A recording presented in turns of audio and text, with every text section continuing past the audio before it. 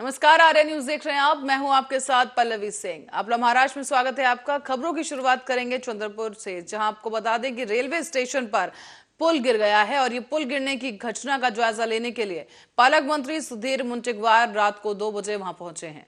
बताया जा रहा है कि कल देर शाम को ही चंद्रपुर रेलवे स्टेशन पर यह पुल गिर गया था और इस दुर्घटना में करीब 16 लोग घायल हो गए हैं। सभी घायलों में एक महिला भी शामिल है, जिसकी आज इलाज के दौरान मृत्यु हो गई। गंभीर हादसा आहे।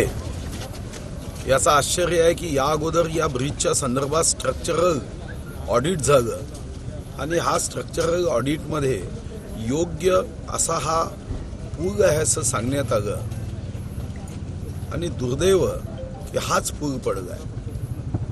जिल्हाधिकारी आणि पोलीस अधीक्षकांना मी या संदर्भातल्या चौकशीच्या सूचना दिल्या आहेत, पण रेल्वे मंत्र्यांशीही या संदर्भात संवाद करून याची संपूर्ण चौकशी करावी लागेल।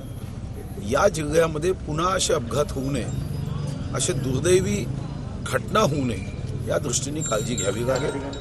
मी मुख्यमंत्री महोदयांशी बोलून सुद्धा यामध्ये एक मृत्यू झाला, कुटुंबावर मोठा आघात झाला, त्याही कुटुंबाला मदत करावी लागेल। जे लोक यामध्ये जखमी झाले त्यांनाही मदत करावी लागेल।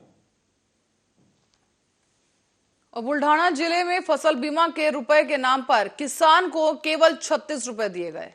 दरअसल भारी बरसात के कारण जिन किसानों की फसल बर्बाद हुई, उनको फसल बीमा के रूप में राशि दी जा रही है। अब बुल्ढाना जिले के चिखली तालुका में गजानन सोलंकी नाम के इस किसान को, जिसकी 5 एकड़ खेती का 2440 रुपए भरकर उसने बीमा कराया था, गजानन ने फसल बर्बाद होने पर बीमा कंपनी से बीमा रकम की मांग की, तो बीमा कंपनी की तरफ से उसे केवल 36 रुपए बीमा की रकम दी गई है। गजानन सोळंकी कोलारा येथील शेतकरी आहे। माझ्या वडिलांच्या नावावर आम्ही 5 एकराचा पीक विमा काढला होता। 5 एकराचा पीक विमा काढण्यासाठी आम्हाला जनरली 2440 रुपये खर्च आला आणि आमच्या खात्यामध्ये 2476 रुपये जमा झाले। आम्हाला पीक विमा कंपनीकडून 36 रुपयाचा फायदा झाला आणि पीक विमा कंपनी ही शेतकऱ्याची क्रूर थट्टा करते आणि शेतकऱ्याची त्यांनी अशी थट्टा करूनही शेतकऱ्याला द्यायची असेल मदत तर भरीव मदत द्यावी, अन्यथा शेतकऱ्यांना जर अशी तुटकी फुटकी जर मदत दिली तर शेतकरी फाशी घेतल्याशिवाय शेतकऱ्याच्या पुढे पर्याय राहणार नाही। माझं 98% पिकाचं नुकसान झालं होतं। त्याच्यामुळं माझी सरकारला एवढीच विनंती आहे की शेतकऱ्याला जी मदत द्याल ती भरीव द्या, नाहीतर शेतकऱ्याला या मदतीपायीच फाशी। अब बुल्ढाना पुलिस की दामिनी पथक एक्शन मोड में आ गई है। महिलाओं से छेड़छाड़ के मामलों पर अब पुलिस की कड़ी नजर होगी और बुल्ढाना में जिले में महिलाओं के साथ छेड़छाड़ करने या फिर सार्वजनिक जगहों पर महिलाओं या फिर लड़कियों को चढ़ाने के मामले पर पुलिस ने कड़ा रुख अपनाना शुरू कर दिया है।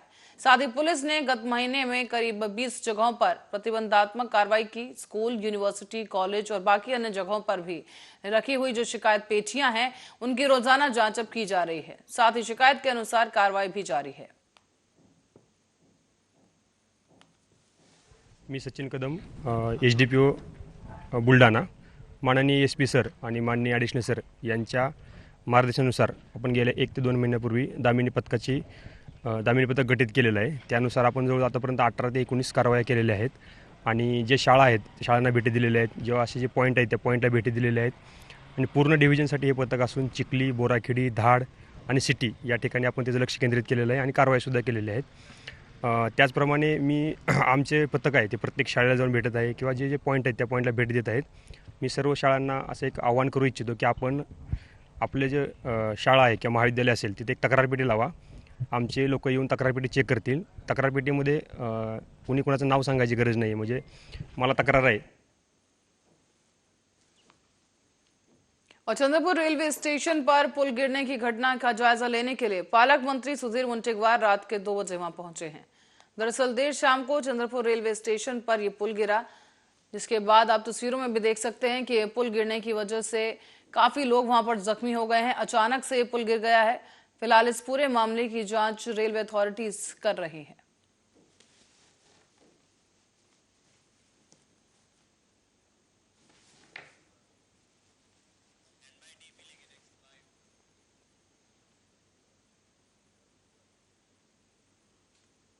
और फिल्मी जगत के जाने माने अभिनेता पुनीत इस्सर का ईमेल आईडी हैक हो गया और बता दें आपको कि यह हैक करने वाले, फ्रॉड करने वाले शख्स को गिरफ्तार कर लिया गया है।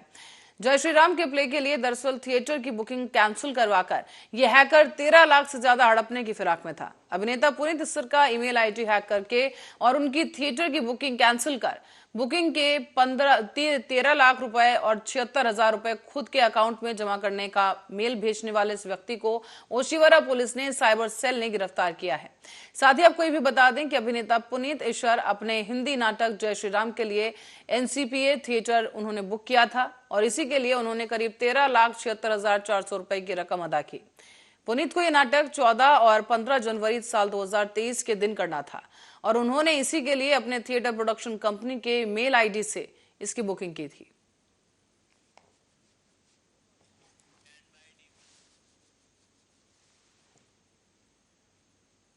जी नमस्कार, मैं हूं पुनीत इस्सर।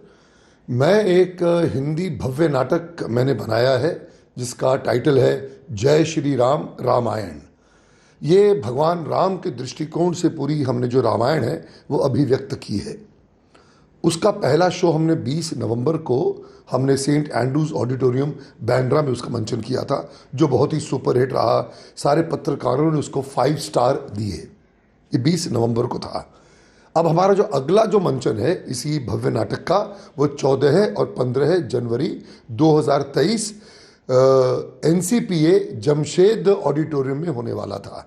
जमशेद थिएटर जो है, जो सबसे बड़ा थिएटर है, तो हमने उसकी ऑडिटोरियम की बुकिंग जो थी, because I am the producer, मेरा शोमैन थिएटर प्रोडक्शंस मेरा प्रोडक्शन हाउस है, हमने 14 लाख रुपए वहाँ पे हमने जमा कराए थे सितंबर में, ताकि हम अपने प्ले का मंचन कर सकें। हमारे साथ जो एक काम करता था, जो मुलाजिम था, जो एक लाइटमैन था, वो भी साथ गया था कि जी मैं किसी को जानता हूं तो पुनीत जी मैं भी चलता हूं आपके साथ और मैं आपको वहाँ पे आपकी बुकिंग कराने में आपकी मदद कर सकता हूं।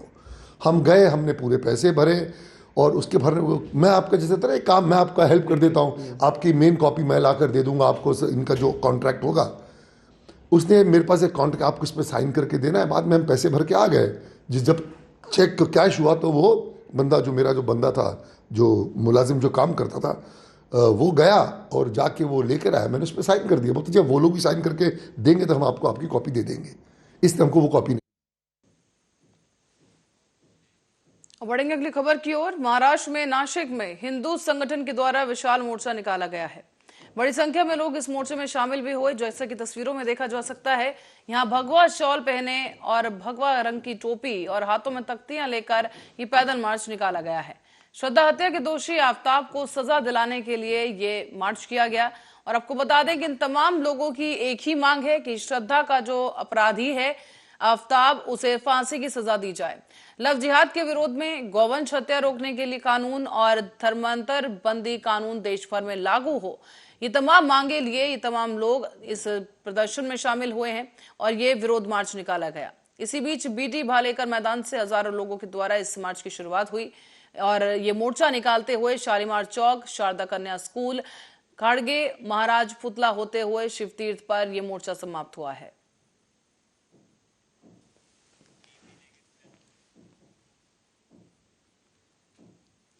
और मुंबई मेल एक्सप्रेस पर पत्थरबाजी की गई, जिसके दौरान एक महिला गंभीर तौर पर जख्मी हो गई है। मुंबई के पास ही कल्याण में एक चौंकाने वाली यह घटना सामने आई है, जहां पर एक ट्रेन पर पत्थरबाजी की गई है अचानक और इसी दौरान 55 साल की ये महिला गंभीर रूप से घायल हुई है। रकमाबाई पाटिल नाम की महिला है जिसकी आंख में काफी गंभीर चोट आई। फिलहाल महिला को अस्पताल में इलाज के लिए भर्ती कराया गया है। कल्याण GRP पुलिस ने अज्ञात शख्स के खिलाफ मामला दर्ज कर इस मामले की जांच शुरू कर दी है। लूट के इरादे से इस तरह की घटनाओं को अंजाम दिया जाता रहा है और फिलहाल रेलवे ने इस घटना को गंभीरता से लेते हुए ऐसी घटनाओं को रोकने के लिए तुरंत ही गंभीर कदम उठाए जाने की बात कही। साथ ही जख्मी महिला दीवा इलाके की रहने वाली बताई जा रही है। पूरा परिवार धार्मिक कार्यक्रम में शामिल होने के लिए नांदेड़ गया था और आज सुबह ही राज्य रानी एक्सप्रेस से वो परिवार वापस अपने घर दीवा लौट रहा था और इसी दौरान यह हादसा हुआ। आज सवेरे मॉर्निंग की अब की राज्य रानी एक्सप्रेस जो है 8:30 बजे के आसपास अंबिवली और शहर के बीच में अननोन पर्सन ने गाड़ी एक्सप्रेस के ऊपर पत्थर फेंकने की वजह से महिला नाम है रखमाबाई पाटिल, ये इनके बाई आँख को दुखापत हुई है। उनके ऊपर ईशा नेत्रालय हॉस्पिटल यहाँ पे ट्रीटमेंट चालू है। आगे की कार्रवाई के लिए हमारे स्टाफ जो है हॉस्पिटल में उनको अटेंड कर रहे हैं और उनका स्टेटमेंट लेके। और नई मुंबई के खारघर निवासी एक 38 साल के रमेश नाम के शख्स ने डेटिंग ऐप के माध्यम से फिलीपींस की एक महिला से दोस्ती की। बातचीत के दौरान विदेशी महिला ने उसे क्रिप्टो करेंसी निवेश की सलाह देते हुए रुपए डबल होने का प्रलोभन दिया और शुरुआत में रमेश ने 1 लाख रुपए निवेश भी किए, तो विदेशी महिला ने विश्वास जीतने के लिए डबल रुपए लौटाए। बाद में विदेशी महिला ने 1.5 करोड़ का निवेश करवाया और अपना मोबाइल फोन बंद कर दिया है। खुद के साथ ठगी होने का संज्ञान होते ही रमेश ने खारघर पुलिस से शिकायत की है। निपुण कुमार धिमेन यांनी पोलीस ठाण्यात येऊन तक्रार दिली की त्याची एक मैत्रीण फिलिपाईन्स देशातील आहे आणि फिलिपाईन्स देशातील मैत्रिणीने त्याला ॲप डाउनलोड करून व्हॉट्सॲपवरून मैत्री केली आणि मैत्री करून तिला सांगितले की क्रिप्टो करन्सी मध्ये पैसे गुंतवले तर त्याचा जास्त फायदा होतो, 1 कोटी गुंतवले तर 2 कोटीचा फायदा होईल। और धुलिया जिले में आपसी विवाद के चलते एक 25 साल के युवक की हत्या कर दी गई। इस हत्या के बाद 3 आरोपियों को गिरफ्तार किया गया है और धुलिया शहर के मोहाड़ी उपनगर में आपसी विवाद के चलते अमोल मराठसे ने उसकी हत्या कर दी गई। और 3 महीने पहले अमोल मरसाड़े ने सुनील, बबलू और दिनेश और सागर से मारपीट की थी।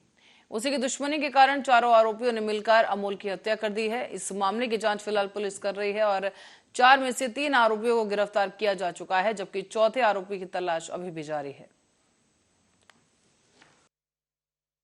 दिनांक 26/11/2022 रोजी सायंकाळी 8 ते 8:30 वाजेच्या दरम्यान दंडेवाला बाबानगर परिसर येथील रोकडोबा हनुमान मंदिराजवळ त्या परिसरात राहणारे सुनील नंदू आवाळे, बबलू नंदू आवाळे, दिनेश सुभाष धनगर आणि सागर नंदू आवाळे या युवकांनी पूर्वीच्या भांडणाचा कुरापत काढून और अमरावती जिले में पतंग के मांझा से युवक का गला कट जाने का मामला सामने आया है। युवक को इलाज के लिए अस्पताल भर्ती कराया गया है और आपको बता दें कि बडनेरा इलाके में युवक मोटरसाइकिल से गुजर रहा था और इसी दौरान पतंग का मांझा उससे उलझ गया और मांझे की वजह से उसकी गर्दन कट गई। इलाज के लिए स्थानीय अस्पताल में इस घायल को भर्ती कराया गया है। आम्ही डॉक्टर श्रीकांत महल्ले, मी सामान्य रुग्णालय अमरावती येथे कान नाक घसा तज्ज्ञ व हेड नेक फेस सर्जन म्हणून काम करतो। आज सकाळी 9 वाजता एक पेशंट 35 वर्षाचा मांजाने गळा कापलेला सामान्य रुग्णालयाच्या कॅज्युअल्टीत आला। त्याला अत्यंत मोठ्या प्रमाणात रक्तस्राव होता। त्याला अत्यंत तातडीनं त्याला अटेंड करण्यात आलं व त्याला तपासलं असता असं लक्षात आलं की त्याचा जवळपास समोरचा मानेचा 2/3 भाग हा मांजाने कटलेला होता। तसेच त्याच्या डाव्या बाजूचा जो भाग होता तिथे त्याला फार खोलवर इंजुरी होती, म्हणजे त्या बाजूची मसल आणि थायरॉइड ग्रंथी तसंच आतमधल्या ज्या मानेच्या रक्तवाहिन्या आहे त्यातील इंटरनल जुगुलर व्हेन नावाची व्हेनसुद्धा त्याची कट झालेली होती। आणि अशा परिस्थितीत तो आल्यानंतर त्याला आम्ही लगेच अटेंड केलं। त्याला तिथं कॉम्प्रेस करून त्याचा रक्तस्राव तात्पुरता कंट्रोलमध्ये करण्यात आला। त्याला ब्लड लावण्यात आलं। पेशंट हा आला तेव्हा शॉकमध्ये होता, त्याला तिचा शॉक तिथे ट्रीट करण्यात आला आणि त्यानंतर आमची बाकीची इतर चमू ॲनास्थेटिस्ट सोबतचे वैद्यकीय अधिकारी आणि जनरल सर्जन्स हे सुद्धा तिथे हजर झाले। त्यानंतर आम्ही त्या पेशंटला ओटीत शिफ्ट केलं आणि हे करत असताना सकाळी 9चा टाईम आहे। येताना आम्ही बडनेरा येऊन राहिलो होतो। बडनेरा अमरावतीकरिता 2 व्हीलरनं आम्ही चाललो होतो, तर रस्त्याने अचानक धागा आला, त्याचा ब्रेक लागला, असं काही लागलंच का असं ते दोन्ही आता धरलं आणि रक्त फाटलेलं होतं पूर्ण ते मांज्यामुळे, तर लगेच आम्ही युनिटला भरती केली। नासिक में उद्धव गुट शिवसेना के नेता सुषमा अंधारे ने एक पत्रकार सम्मेलन को संबोधित करते हुए बीजेपी के नितेश राणे, देवेंद्र फडणवीस और बीजेपी महिला प्रदेश अध्यक्ष चित्रा वाघ के खिलाफ जमकर कटाक्ष किए हैं। अभी हमारे अब्दुल भाई है. देखिए मी जेव्हा सिल्लोडमध्ये जाऊन बोलले ना, तेव्हा शिंदे गटातली काही उथळ आणि सवंग लोक होती, काही भाजपमधली खळखळ करणारे पण आमदार होते. आणि अशा काही खळखळ करणाऱ्या लोकांनी सांगितलं की अरे पहा, म्हटले तिकडे ती अल्लाह बिस्मिल्ला करत बोलत आहे, काय चाललेलं आहे. मी स्पष्टपणे सिल्लोडमध्ये सांगितलं होतं की ज्याला जी भाषा कळते त्या भाषेत मी इथून पुढे उत्तर दे. अगर हमारे अब्दुल भाई हिंदुत्व के लिए जा रहे तो वो कामाख्या को क्यों नहीं गए, और अगर वो कामाख्या को नहीं जा रहे इसका मतलब वो इस्लाम की तालीम पे चल रहे. अभी अगर वो इस्लाम की तालीम पे चल रहे तो इस्लाम में जो बताया है और उसको हाजिर नाजिर मानते हुए मैंने उनको ईमान सिखाया है. त्यामुळे माझं अल्लाह तालाची भाषा घेऊन त्यांना सांगणं हे फार लाजमी होतं. आता ते जेव्हा सांगतात की मी कृषीथॉनसाठी थांबलेलो होतो, तर मला पुन्हा एकदा सांगा वाटतं की अब्दुल भाई, मी अल्लाह ताला से तो डरी है, किसी से तो भी डरी है. किती खोटं बोलावं माणसाने. एखादी गोष्ट नाही करायची थेटपणे सांगायचं. एखादी गोष्ट करायची. कारण वंदनीय बाळासाहेबांचा शिवसैनिक आत एक बाहेर एक असं वागणारा असू शकत नाही. वंदनीय बाळासाहेबांचा शिवसैनिक हा महिलांचा अनादर करणारा असू शकत नाही. मशहूर आरटीआई कार्यकर्ता अनिल गलगली ने ये बताया है कि किस प्रकार से कलीना में सरकारी तंत्र और इंडिया बुल के बीच सांठगांठ हुई और 100 करोड़ से अधिक खर्च करने के बावजूद लाइब्रेरी नहीं बनी है.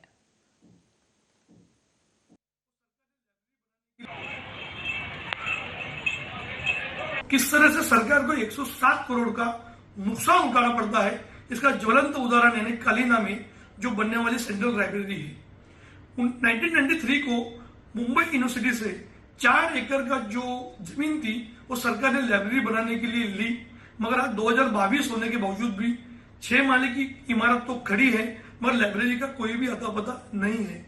जब 19 फरवरी 2009 को मंत्रिमंडल की जो इंफ्रास्ट्रक्चर कमेटी होती है उसने वहां पर लाइब्रेरी बनाने के काम को मंजूरी दी और एक इंडिया बुल नाम की जो कंपनी थी उसके साथ एग्रीमेंट किया. उस एग्रीमेंट के तहत जो काम करना बाकी था उसके एवज में उसे 18,421 का built up area free of charge में दिया जाने वाला था और सेंट्रल लाइब्रेरी को मिलने वाला था सिर्फ 23,400. मुंबई नासिक हाईवे रोड पर ठेकेदारों ने रास्ते का काम करवाते समय बड़ी ही लापरवाही से काम किया और इसी वजह से रास्तों पर गड्ढों की भरमार हो गई है. यातायात भी बुरी तरह प्रभावित है और इसी के कारण लोगों को भी काफी समस्याओं का सामना करना पड़ रहा है.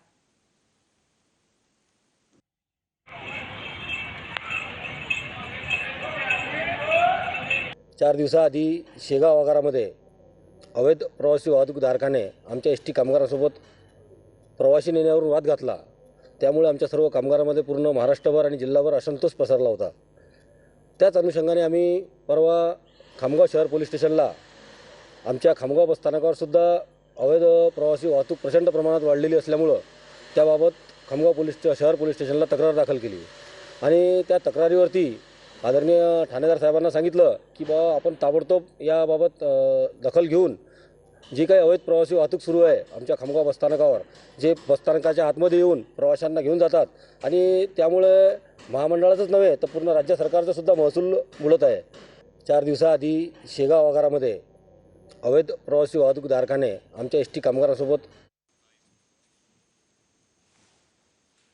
और इस बीच एक बड़ी खबर की ओर रुख कर रहे हैं. दिल्ली से एक खबर सामने आई है जहां आपको बता दें कि स्कूल को बम से उड़ाने की धमकी दी गई है. एक बड़ी जानकारी इस वक्त की सामने आ रही है देश की राजधानी दिल्ली से, जहां मौके पर इस वक्त बम निरोधक दस्ता पहुंच चुका है.